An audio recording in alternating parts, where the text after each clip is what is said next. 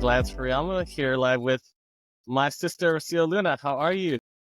I'm doing fantastic, Lance. Super excited to be discussing EMRs this morning. You're one of the few people I know that can make EMR fun and relatable for a lot of simple contractors like myself. Okay, let's get started. What is an EMR for those that don't know? Yes. So an EMR is the determining rate that controls your workers' comp premium, and it is based on the amount of claims and payroll you have. So pretty much the EMR, the way you could see it, is any business owner's credit score rate. Instead of a credit score rate, it's a workers' comp rate. Right, and this influences, it touches a lot of different parts, right? It touches operations, finance, risk management, HR. Yes. So the EMR is influenced by everything that you just said. So claims go into it, safety, HR, and obviously finances, because that is how much you are paying. So this factor is going to determine your premium. So that's why it's so important to control it and know what to do. But for contractors, it is very, very important because this is a factor that determines whether you're able to bid or not bid. We're going to dive deeper into that. We have Will saying good morning. Good morning, Will. All right, so thanks for that definition of EMR. Why should contractors care about it? Well, we can go as deep into each section as you'd like, or I'll let you run with it. Well, first, it's why contractors should look into it and control it. Number one, it's because it determines your premium. So this EMR is going to affect your bottom line. Now I'm going to give you a prime example. So if you are at EMR of 125, you're pretty much paying 25% more than the average. Now I'm going to take this step back. What is average in EMR? So what is considered an average EMR is a 1.0. 1.0 is equal to 100%. Anything below it is awesome, fantastic. You get credits applied to your insurance. Anything above it is quote unquote bad. There's different levels to bad, but pretty much any percentage above that, you're going to get a surcharge. And when you're filling out these pre-qualifications for your bids, you are now categorized and thrown into a pool of 100 or more EMR. Nowadays, pre-qualifications require and are asking contractors to have an EMR of 1.0 below. And why is it important? Because it affects your bottom line, and it pretty much will determine whether you could bid or not bid a job. And as you know, in construction, the lowest bidder does get it. But how is it that you become the lowest bidder?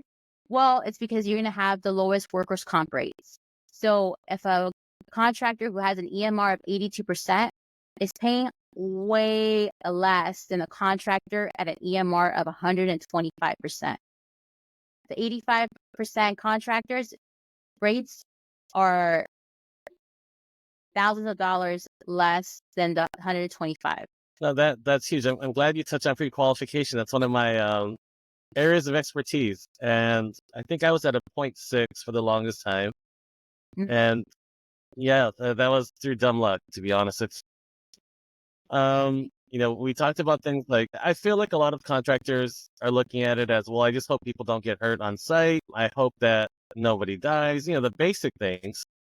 But I've been at some of your other sessions where you talk about preventative measures that'll help keep your score low by showing that you have a system, you have planning in place if somebody got hurt, if somebody were to have an incident. Can you touch on that a little more? Yes. So there is a process to managing your workers' comp claims. And I wouldn't say you got a 0.60 on your EMR by dumb luck, Lance. Obviously, you were doing things in place. You were having your safety, because if you were just doing things by dumb luck and just throwing it and going, shooting by the hip, I rest assure you that you would have claims up the cahoot. Okay. That there's no such thing as by luck. So you definitely had your systems in place, and I'm going to dive into it. So Systems in place means that you have a program knowing what to do when an injury happens. So it goes into my number one topic, which is claims management. Claims management is, what do you do when you have an accident? And also, what is your process after there's an accident? So when an employee is hurt, it is very important that your whole crew knows who to report it to and when to report it to. And the answer to when, it's immediately.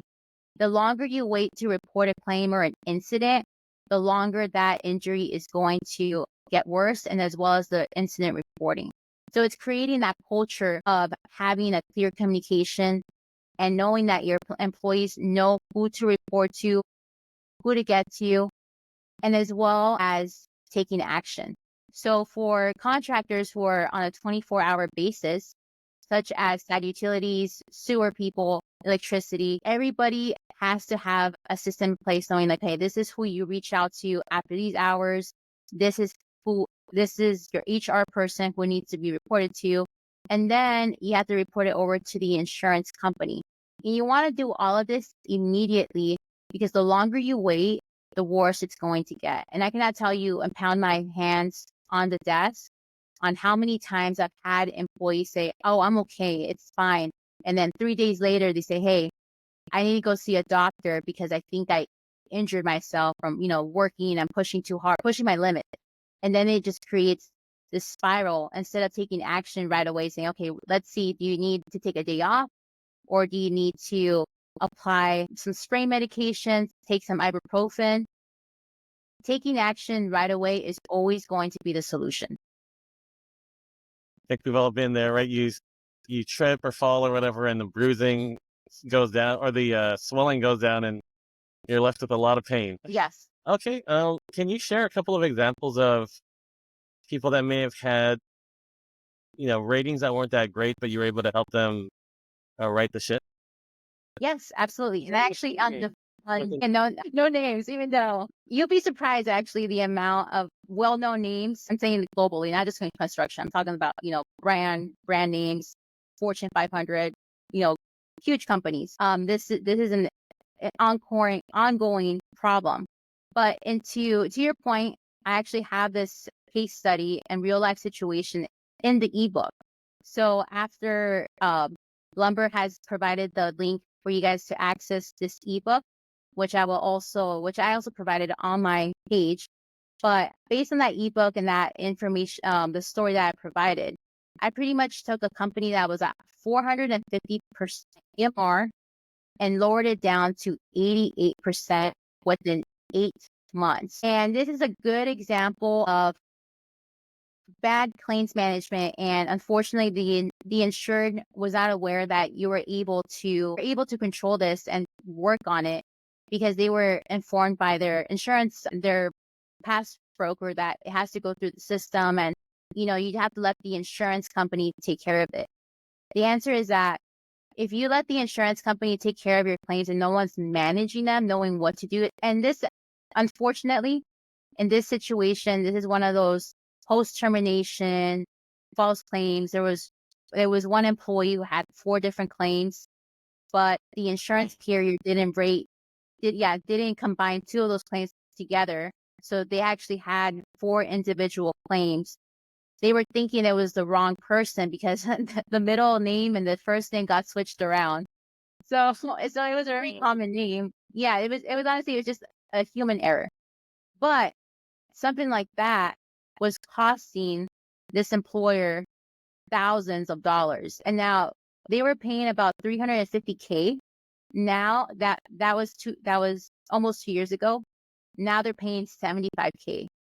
And just, looking at the premium difference on that.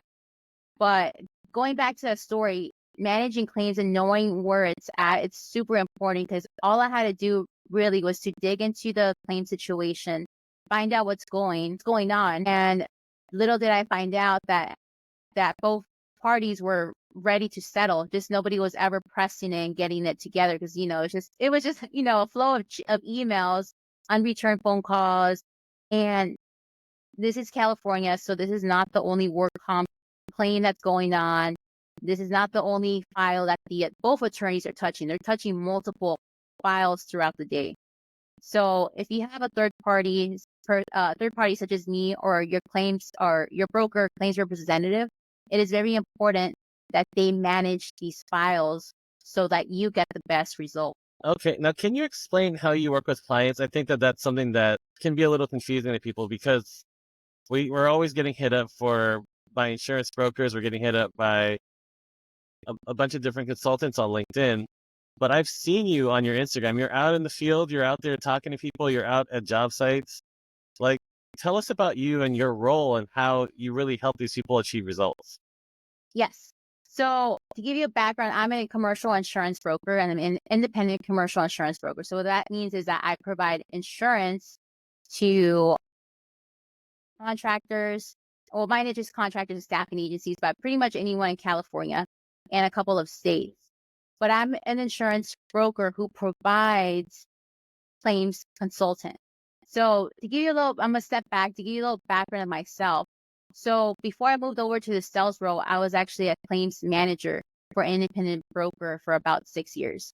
So I was the one managing all these claims for a brokerage, and I was the one talking to the claims adjusters, the insurance companies, the applicant, the defense attorneys, and managing all those claims and providing the results for the X-mod projection. So I used all of my past education and experience, and I used it on to sales. So luckily for me, I'm able to use my background and lead into that way. But the way I help out people, it's through me being the insurance broker. And now that I'm growing that aspect of it, I'm also now having a consultant side, which actually just came about 3 weeks ago. So I'm going to make it official in maybe next week of my consultant side. But yes. So now instead of, because I understand sometimes that your people are at different stages of the renewal, but you don't want to wait a whole year to get my help. So now I'm also carving that aside. So if you are, a 1/1 renewal, but you want to start getting your insurance claims worked, then you're able to hire me as your claims consultant on the side. And I'm able to help you out on those claims while working on your EMR so next year's renewal doesn't get affected. Because the last thing you want to do, Lance, like I said, is giving it time. The more time you wait for it, the worse it's going to get. It's almost like having bad practices in play is almost like having a cavity that you keep trying to ignore. Yeah. Once you get away with it for a while, but once it hits, it's all you can think about. Yes. And then just like like any employer, instead of, sugar and stuff, that's money going into that black hole. So if you're just hiding from your problem, Well, you're that's just good. throwing Got to write that one down.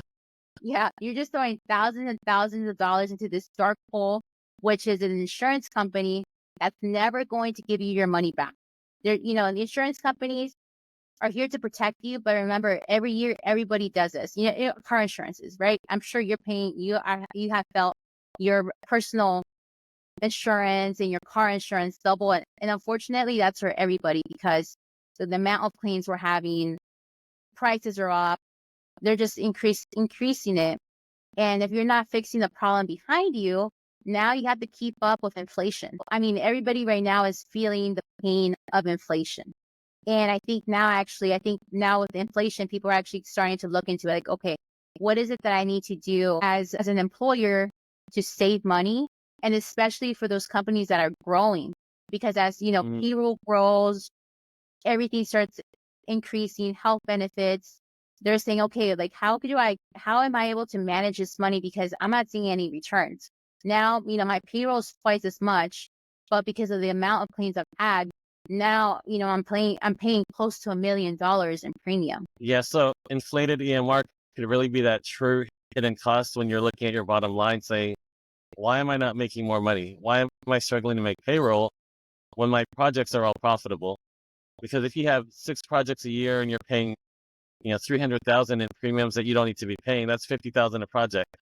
And now you're saying there's nothing, I can't squeeze it anymore to make a profit. What am I doing wrong? EMR might be a good place to look. Absolutely. And it's a slight difference. So like I could use a prime example of an average EMR. So 110 would be like between the average 105, 110. But if you're able to reduce that 100 to just 100 right now, you're going to be saving thousands of dollars just by that 10%. That 10%, you could now use that, I'm going to throw out a crazy number, 30K. Those 30K in savings, now you could put it back into your payroll, into your business, or, put it in the backside, save it for a rainy day. Wonderful. And we're going to transition into what everybody showed up for, the 3 proven tips to slash your EMR. But before that, I'm going to mention the EMR guide. Again, that's going to be in the comment section here. I do see the link, and it will be emailed to all attendees post-event, along with our Women in Construction survey. So please take a look at that when it shows up in your inbox. With that being said, Rocio, let's move on to the meat of this thing. 3 proven tips to slash your EMR. Okay, so we'll start off with number 1, claims management. So claims management is the number 1 thing that you need to focus on. So when you have a claim, you want to make sure that you address it by either having a third party manage it or having a return to work program. So if you were to have a claim, how are you going to manage that? Is this an easy, the employee comes back within 2 days? Or is this something that the employee strained themselves? Now we're looking at a 6-week time period. Now, do we have a return to work program to implement? Or are we going to have this employee stay at home because you can't provide a job where this employee needs to be sitting every 10 minutes, or this employee cannot lift more than 10 pounds? Again, I throw it out because every department's going to be different based on what the employee is doing. And a big factor is the age, and the thing about this is that this is not a cookie cutter thing. It fits everybody, because one man, you could have 2 men, same size, same age, but they have a different way of healing. It's going to be completely different. And we're looking at almost 2 similar men around the same age, but because of different health issues, someone might be able to recover in less time. So claims management is definitely my number 1 tip. Now I'm going to go to number 2, which is risk management. So what is your risk management process? And it goes back into SOPs, standard operating procedures. What do you have in place when an injury happens? Who do you report to? Who gathers all this information and submits it to the insurance company? And then who communicates with the insurance company? That's huge. The communication between your company and the insurance company is huge, because there's a process that the insurance company goes through themselves as well. They have to collect the information, and if that information is not complete, now we're looking at 24 hours, 48 hours more, because someone forgot to add their social security number. Someone forgot to put the updated address of the employee. I cannot tell you how many times that happens. The employee moves and the record that you have has the wrong direction. Or even worse, it doesn't even have the home address. You're like, where does this person live? Well, I live at work, bro. Yeah, no, I'm serious. It does happen. And it's a common thing too, because, people switch. I've had it happen too. People switch cities, home address. Some people get divorced, some people get married. So there's a lot of different things that go in within just the employee file. But it's very important that that you have a person that is going to communicate with the insurance company to ensure that all the communication goes. So this all goes back to risk management and having systems and procedures in place. And number 3, it's going to be reporting injuries on time. So number 3 is crucial, because, like I said, you want to make sure that you report your injuries on time, take action, and make sure that you treat your employee with the adequate medical procedures that they need. And this is very crucial, because, like I said from the beginning of the webinar, is that I cannot tell you how many times that the employee has said, you know what, I'm fine, I'm okay. And then 3 days down the line, they come back stating, hey, I need to go see the doctor because, my back or my shoulder, it's feeling worse. And now you have a time gap and now you have to get the insurance involved. And this somehow it always happens. It always seems to happen on the weekend. So the employee reports the incident on Friday. I'm serious. The incident on Friday, and they're like, "Well, it's 3 p.m. So the office is closed, but I'll get you. I'll have someone taking care of you, and you go see the doctor Monday at 8." Now we're having this weekend time, and serious about that. Like it just so happens that Friday seems to be the day that employees report incidents. Man, hey, actually, we have a couple of questions. Nicole, can we pull the first one up? Are there any common pitfalls or challenges companies face on trying to lower their EMR, and how can we avoid them? No, I wouldn't say there's any. I mean, the challenges with lowering down EMR would, it will vary, because I always have to say, like, every company is different. So you definitely want to get an audit. And I always ask that to everybody. When was the last time you got your EMR audit? Well, I've never done one. Okay. Well, let's look and see what current claims you have, because you actually would be surprised the amount of employers that don't know that they still have an open claim from 2019. I've run into this situation hundreds of times where the staff was unaware that there was still an open claim that was lingering.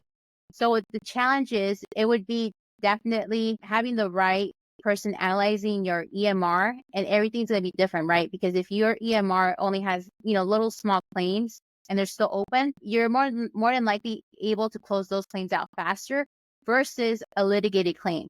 So litigated claims are going to take longer because they're going through a process, and you don't know what timeline they're on. No, that makes a lot of sense. And something that helped lower our score that I struggled with was, we had all of these processes in place: AHAs, JHAs, MOPs, all of the fun acronyms. And anytime we did a project where I was on it, somehow they'd get done. They'd get documented, submitted perfectly. But if I wasn't there, it wasn't getting done. And when we'd have incidents or near misses pop up, I want to show that we did our due diligence and provided people with the risk factors and what to expect, and it was not getting done.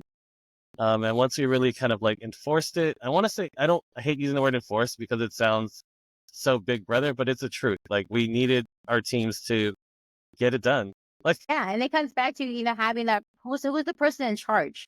Because I think that's one thing that companies will kind of point their finger at. They're like, "Oh, well, I thought the HR lady or the safety guy was doing it, or that's not my job." And it's like, no, we have to come to management needs to come into a group thinking and say, okay, we need to assign this to someone and make sure it gets done. Because like you said, if it like anytime you let anything go away or let it sit, it's not going to get enforced. And it goes back into culture, right? I think providing it and safety and talking about it, doing weekly tailgate meetings, talking about, daily, reminding people like safety, culture, and communication. Yeah, and that's a big point, culture, because I think your average installer doesn't really care that you're getting a better insurance premium, to be honest, but they do care if your intent for these programs is to get them home safe, and you're communicating that to them, right? I want to get you home in the same condition that you showed up in. Absolutely. And they do care too if you're going to keep your doors open.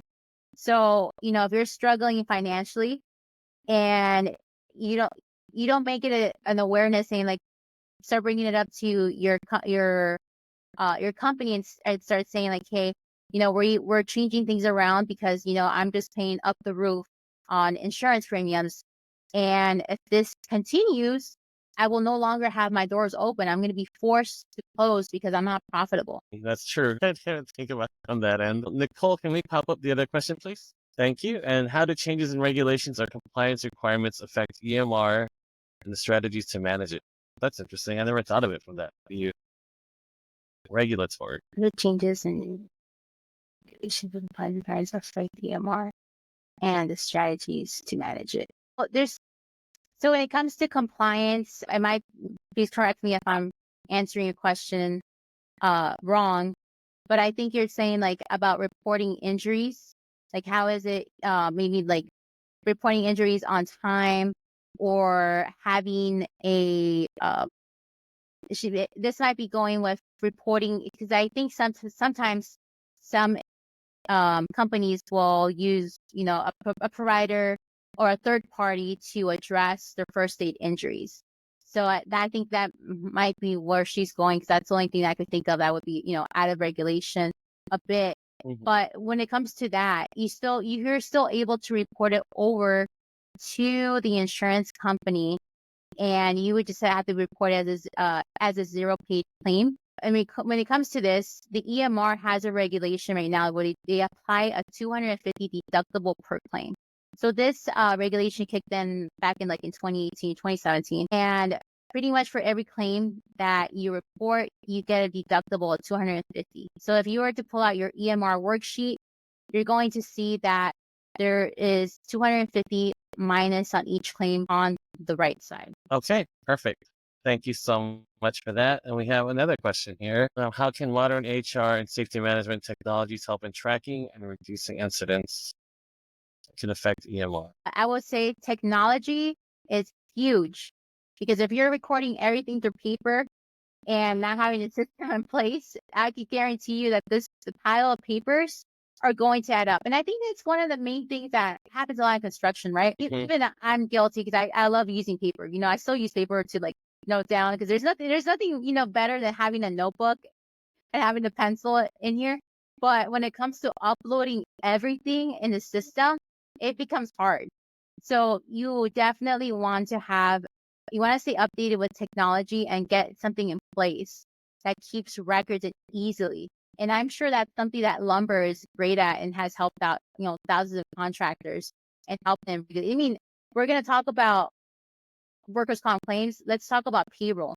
How many incidents has it been that the time cards were not collected, and there's a workers' comp claim, and now you're scattering it around trying to find if he and she work, here and there, because it does happen in construction, especially in staffing. But in construction, if this person was hired, temporarily, and then they came back, and then they were off 3 months, and then they came back, and you have this all in paper and not in a system, it's going to be really hard when you're trying to provide payroll records to the workers' comp insurance company. Oh my gosh, I never even thought of that.